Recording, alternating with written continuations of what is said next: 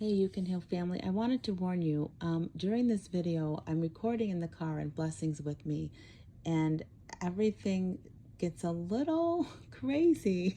So just be aware. It's towards the middle end. All right, here we go. Hi, You Can Heal family. Welcome back to another reading of God's Word. My name is Shena, and we are reading through the entire Old Testament, and today we're in 2 Samuel chapter 2. A shout out to Andy. He's new. He came on down in the comments all the way from the UK, so show him some love. All right, let's get going.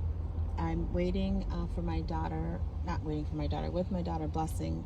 Bren has a ballet recital from what they learned so far this summer, so we're waiting to get back in there, and I brought my trusty Bible with me, so let's get to it. David is anointed king over Judah. After this, David asked the Lord, "Should I move back to Judah?" And the Lord replied, "Yes." Then David asked, "Which town should I go to?" And the Lord replied, "Hebron." David's wives are where Ahinoam from Jezreel and Abigail, the widow of Nabal from Carmel. So David and his wives and his men and their families all moved to Judah, and they settled near the town of Hebron.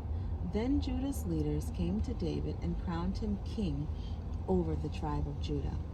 When David heard that the men of Jabesh Gilead had buried Saul, he sent them this message: "May the Lord bless you for being so loyal to your king and giving him a decent burial.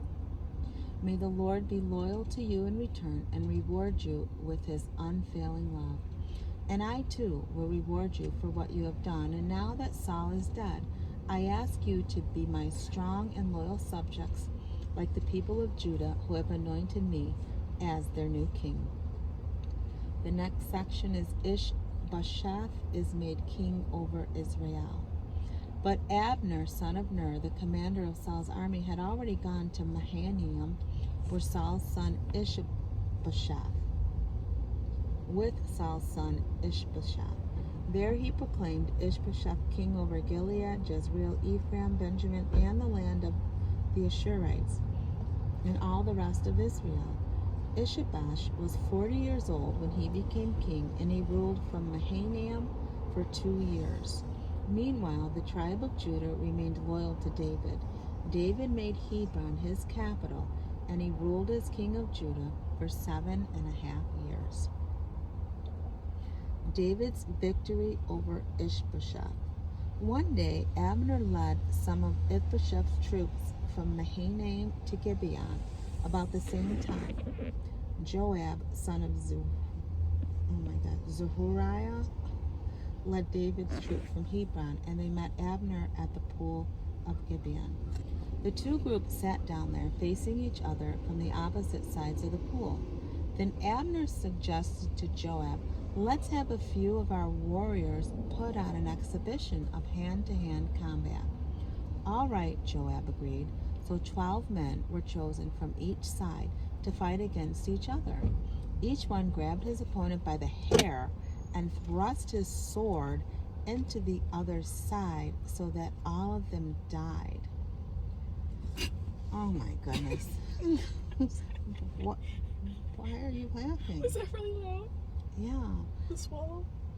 No, you were laughing. Oh, I thought it was really loud. Oh my gosh. Blessing. That's my daughter, Blessing. She's going off to college, you guys, in a few weeks. God bless her.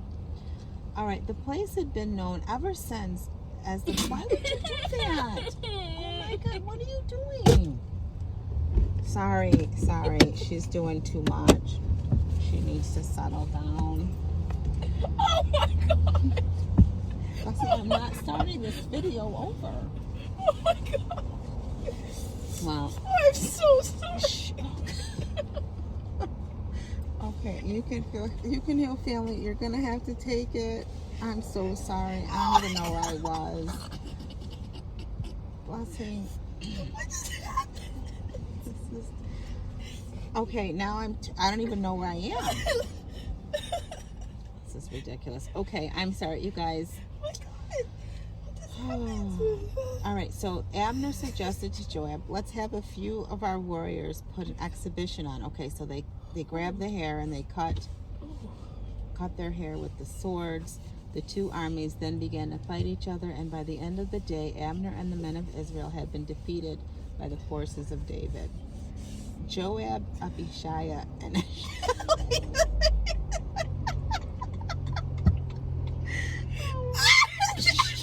no. Oh God. Oh my God. This could be the first time someone's listening to me read this channel. Clean that up. I'm trying. It's all on that window panicking. shield. Please forgive me, please. If this is your first time, keep listening and come back. I'm so sorry. Joab in verse 18. Joab, Abishai, and Asahel, the three sons of Zeruiah, were among David's forces that day.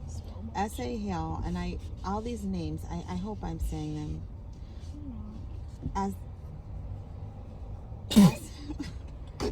Asahel could run like a deer, and he began chasing Abner. Why are you rummaging in the cup? It's too loud.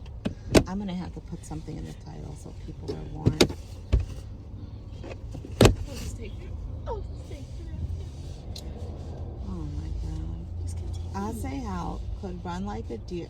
I don't think his name is pronounced like that. Asahel. Because it was a bad word that I just said. He could run like a deer, and he began chasing Abner. He was relentless and single-minded in his pursuit.